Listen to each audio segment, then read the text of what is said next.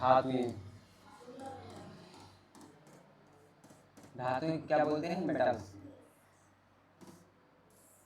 देखो धातु वे तत्व होते हैं, ठीक, धातुएं वे तत्व होते हैं जो सामान्य अभिक्रिया में एक या एक से अधिक इलेक्ट्रॉन त्याग कर धनायन बनाने की प्रवृत्ति रखती है। जैसे Na का इलेक्ट्रॉन विन्यास सबसे पहले परमाणु क्रमांक क्या होगा? 11। इलेक्ट्रॉन विन्यास 2 8 1। इलेक्ट्रॉन विन्यास क्या होगा? 2 8 1। तो इसका अष्टक पूरा करने के लिए, यानी कि बाहरी कक्षक जो होती है उसमें 8 इलेक्ट्रॉन होना चाहिए। तो हमेशा अष्टक पूरा करने के लिए इलेक्ट्रॉन क्या होगा? त्याग होगा या फिर ग्रहण। तो यहाँ पर अगर त्याग करेगा तो एक त्याग करना पड़ेगा, ग्रहण करेगा तो 7। तो जो क्या होगा? कम रहेगा वही संभव होता है, वही सरल रहता है। तो यहाँ पर एक इलेक्ट्रॉन क्या करेंगे? त्याग देगा। तो क्या हो जाएगा? Na एक इलेक्ट्रॉन से निकाल दो, -1 इलेक्ट्रॉन, उस पर एक इलेक्ट्रॉन त्याग कर धनायन Na+ हो गया। इसी प्रकार से मान लो Mg का इलेक्ट्रॉन विन्यास क्या होगा? परमाणु क्रमांक क्या होता है? 12। इलेक्ट्रॉन विन्यास 2 8 2। अब देखो यहाँ पर इलेक्ट्रॉन त्याग कितने का होगा? जितना इलेक्ट्रॉन त्याग होगा उतना उस पर धनायन चार्ज आएगा। Mg में क्या होगा? -2 इलेक्ट्रॉन हो जाएगा। Mg पर कितना चार्ज आएगा? Double charge. 2 इलेक्ट्रॉन निकलेगा तो चार्ज आएगा, ठीक। अब देखो इसकी डिफिनेशन क्या होगी? धातुएं, देखो धातुएं वे तत्व होते हैं, वे तत्व होते हैं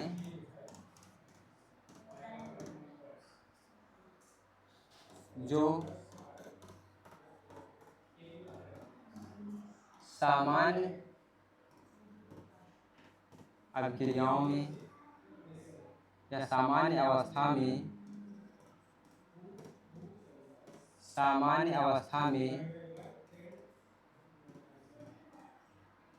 एक या एक से अधिक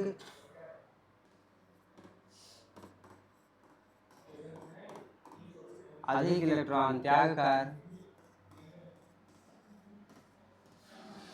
धातुएं वे तत्व होते हैं जो सामान्य अवस्था में एक या एक से अधिक इलेक्ट्रॉन त्याग कर धनायन बनाने की प्रवृत्ति रखते हैं। धनायन बनाने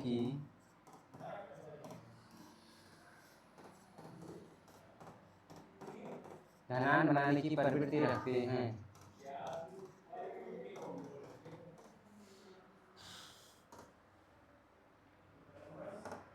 ठीक, तो धातु उसी को हम कहेंगे जो क्या होंगे? एक या एक से अधिक इलेक्ट्रॉन त्याग कर धनायन बनाएंगे, तो उसमें क्या बोलेंगे? धातु।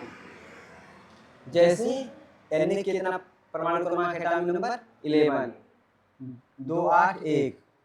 तो यहाँ पर क्या बताएं हम? अष्टक पूरा करने के लिए क्या होगा? एक इलेक्ट्रॉन का त्याग करेगा ये, तो इस तरीके से इलेक्ट्रॉन त्याग हो जाएगा। क्या हो जाएगा? Na+। जितने इलेक्ट्रॉन का त्याग हो उतना क्या हो जाएगा? चार्ज आ जाएगा। Mg 2 8 2। तो Mg 2 इलेक्ट्रॉन त्याग करेगा तो क्या हो जाएगा? Mg++। इस पर 2 चार्ज आ जाएगा, ठीक। नोट कर लिए हो? उसके बाद एल्यूमिनियम का होता है परमाणु क्रमांक 13।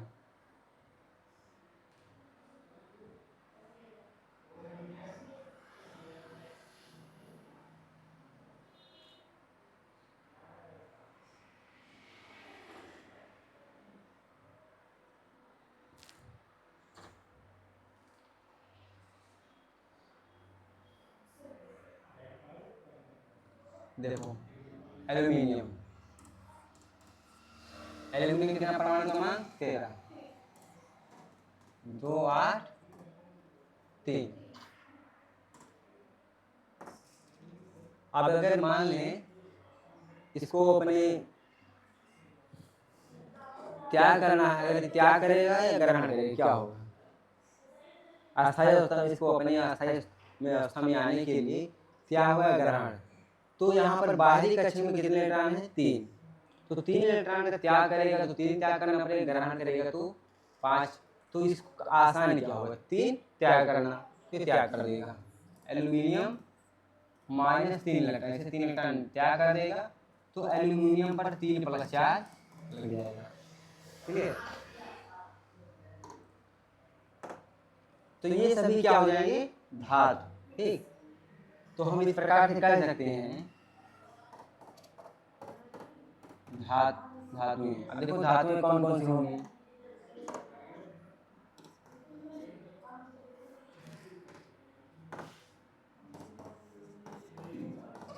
जिनके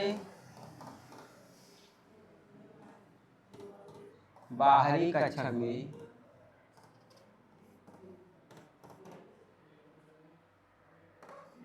एक, दो या 3 इलेक्ट्रॉन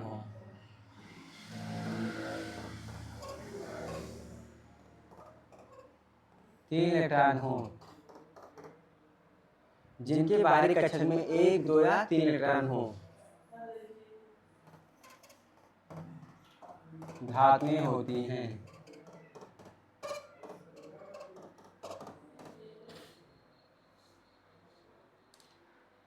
तो इस तरीके से हम 2 डेफिनेशन देखें, हम चाहे इसको भी लिख सकते हैं और चाहे पहले वाले भी लिख सकते हैं। ठीक, अगर हम इलेक्ट्रॉन विन्यासी और बाहरी कक्षक में 1, 2 या 3 इलेक्ट्रॉन आया तो क्या हो जाएगा? धातु। एग्जाम्पल, अगर एग्जाम्पल हमें लिखना है तो एग्जाम्पल में क्या हो जाएगा? सोडियम हो जाएगा, मैग्नीशियम, कैल्शियम, एल्यूमिनियम, ये सभी क्या हैं? धातु हैं। ठीक,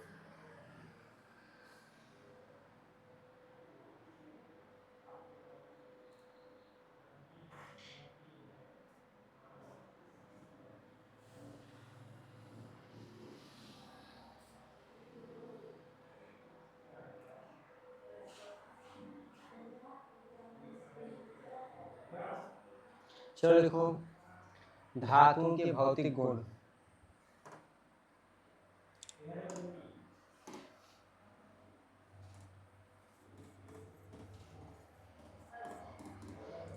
धातुओं के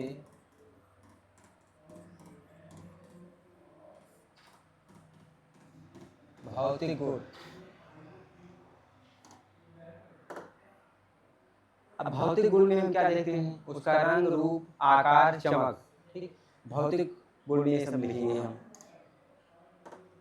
तो फर्स्ट, धातु कैसी होती है? तो हाँ, देखो पहला, धातुएं चमकदार होती है। धातुएं चमकदार होती हैं। तो जितनी भी धातुएं होंगी एक दो छोड़कर बाकी सब में चमकदार गुण पाया जाएगा। सेकंड, और धातु में क्या होता है? तन्यता गुण पाया जाता है।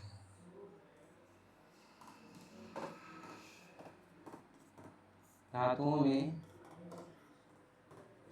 तन्यता का गुण पाया जाता है। तन्यता का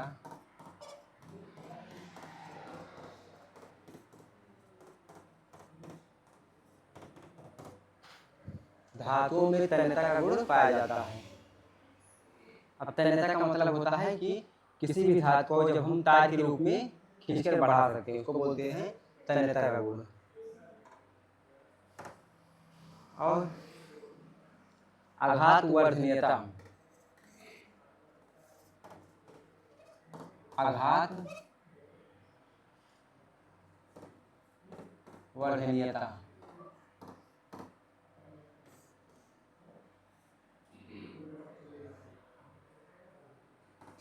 का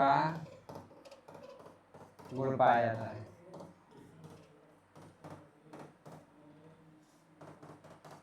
देखो आघात वर्धनीयता का गुण क्या है?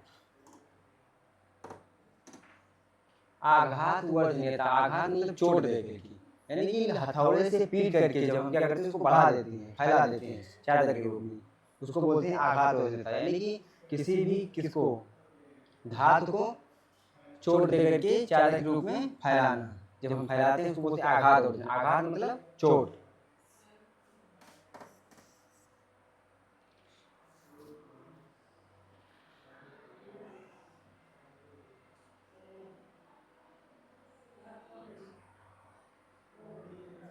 धातुएं ऊष्मा व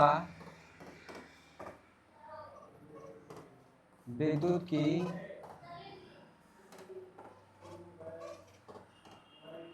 सुचालक होती हैं।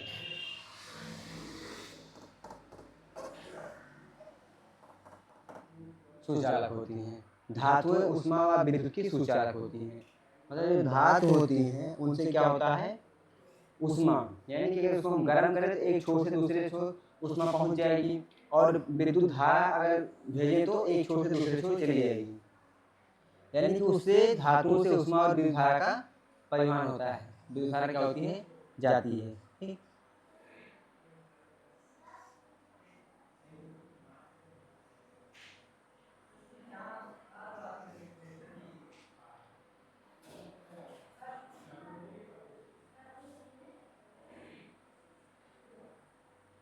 और लास्ट पांचवा, धातुएं ध्वनि उत्पन्न करती हैं।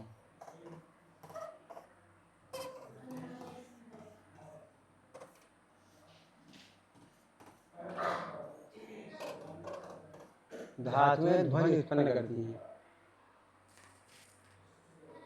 अब देखो धातु है तो उसको किसी चीज से टकराएंगे, टक्कर मारेंगे, उसमें क्या होगा ध्वनि उत्पन्न होगी। ठीक।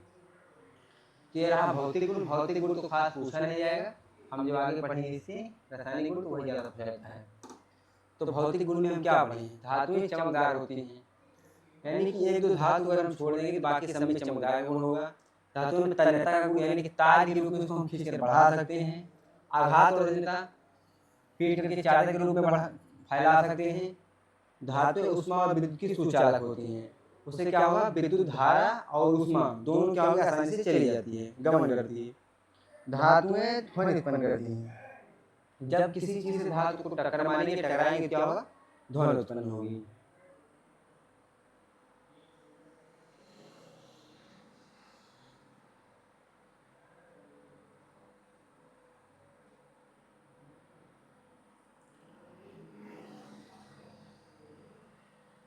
और अगर हम बात करें तो सभी धातुएं क्या होती हैं ठोस होती हैं, लेकिन पारा में मरकरी जो होती है वो क्या होती है द्रव होती है। ठीक। सभी धातुएं ठोस होती हैं लेकिन पारा मरकरी जो होता है हाँ तरल होता है, द्रव होता है। वहीं नीचे लिख लो नोट करके, सभी धातुएं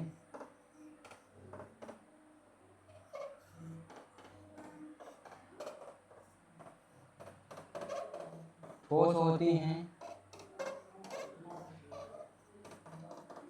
लेकिन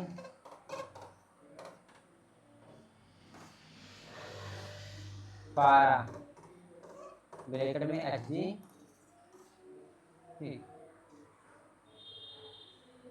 सभी धातुएं ठोस होती हैं लेकिन पारा Hg द्रव होती है या फिर तरल होती है।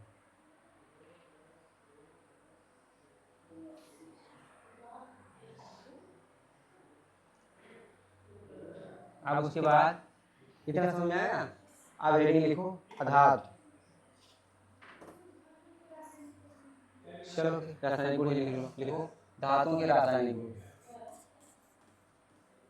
धातुओं के रासायनिक गुण। रासायनिक गुण। अब देखो रासायनिक गुण में हम क्या पढ़ेंगे धातुओं की अन्य से रासायनिक अभिक्रिया कराएंगे। ठीक। तो लिखो पहला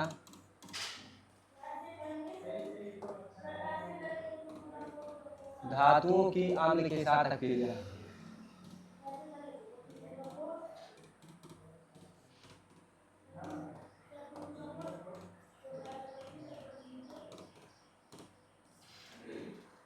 धातुओं की अम्ल के साथ अभिक्रिया।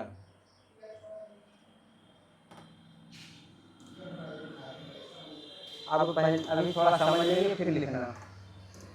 देखो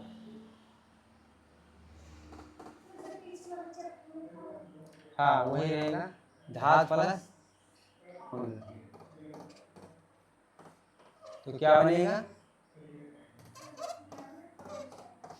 नहीं, लवण और हाइड्रोजन, हाँ H2।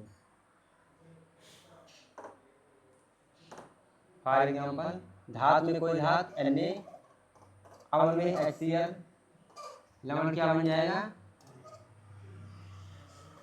NaCl plus H2।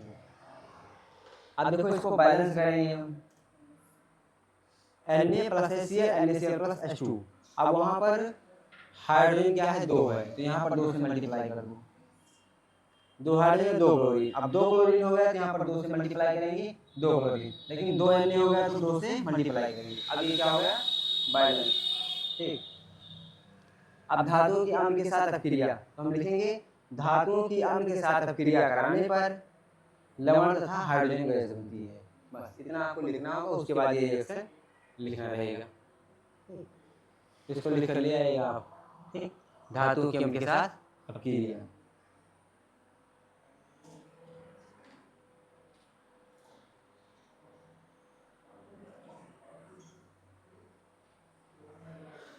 समझ में आएगा ये? अब इसको जो यहाँ पर डिफिनेशन हुआ थोड़ा सा आप लिख लेना। ठीक, क्या लिखना है? धातु की अम्ल के साथ अभिक्रिया कराने पर लवण तथा हाइड्रोजन गैस बनती है। और यहाँ पर एग्जाम्पल और भी लिख लेना ढेर सारा, जैसे Mg प्लस अम्ल में H2SO4 क्या बन जाएगा?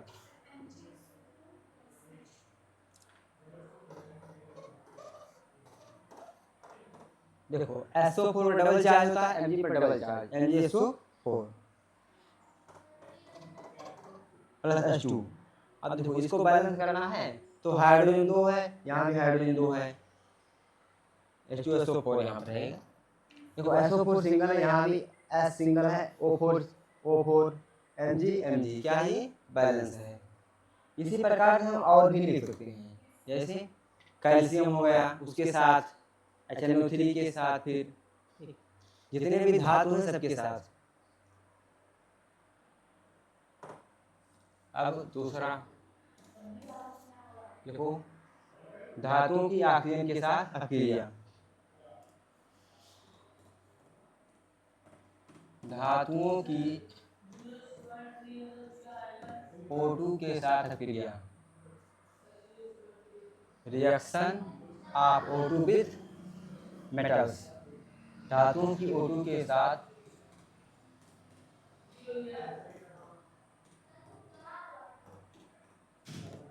अभिक्रिया।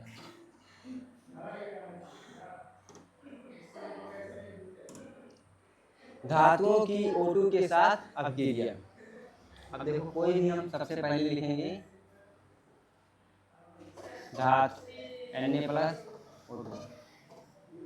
अब देखो क्या बनेगा? धातु ऑक्साइड ना, धातु ऑक्साइड में क्या बनेगा? हमको पता होना चाहिए किस पर कितना चार्ज होता है, तो Na,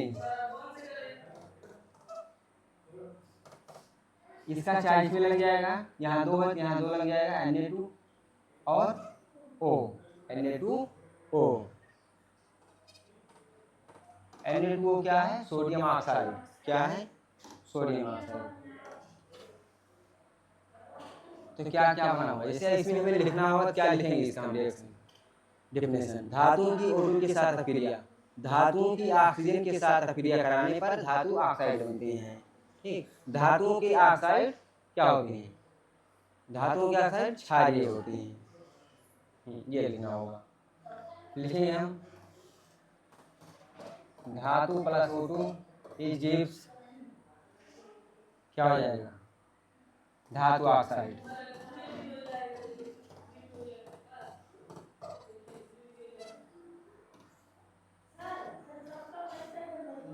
धातुओं की ऑक्सीजन से क्रिया कराने पर धातु ऑक्साइड बनते हैं। ये हो गया कंप्लीट। ठीक। अब इसके बाद और एग्जाम्पल Mg प्लस O2, इसको आप बना लेना। ठीक, Ca प्लस O2 ये भी आपके लिए रहेगा। एल्यूमिनियम प्लस O2 ये भी रहेगा। ठीक, और भी है Zn, ये सब आप क्या करके कंप्लीट करके ले आना आज।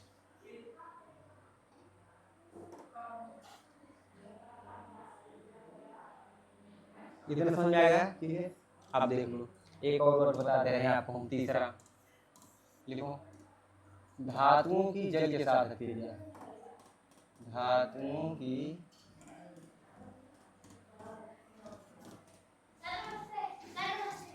जल के साथ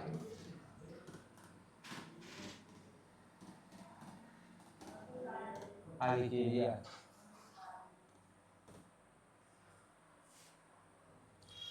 अब देखो, इसको हम थोड़ा हिंट देंगे, बस आप अपने मन से करके लाना। ठीक, हम देखेंगे क्या करके लाते हैं। धातु नहीं, धातु रहेगा और जल। ठीक, वैसे कभी न कभी आप पढ़े होंगे रिएक्शन इसका भी, और मिला भी होगा कहीं कहीं। Na प्लस H2O, अब देखना क्या बनेगा। Mg प्लस H सबका बनेगा। ठीक, तो क्या बनेगा, धातु हाइड्रोक्साइड बनेगा। ठीक, हाइड्रोक्साइड बन जाएगा। Mg रहेगा तो मैग्नीशियम हाइड्रोक्साइड, सोडियम हाइड्रोक्साइड, इस तरीके से ये बनेगा। आपको करके लाना है। ठीक, बस।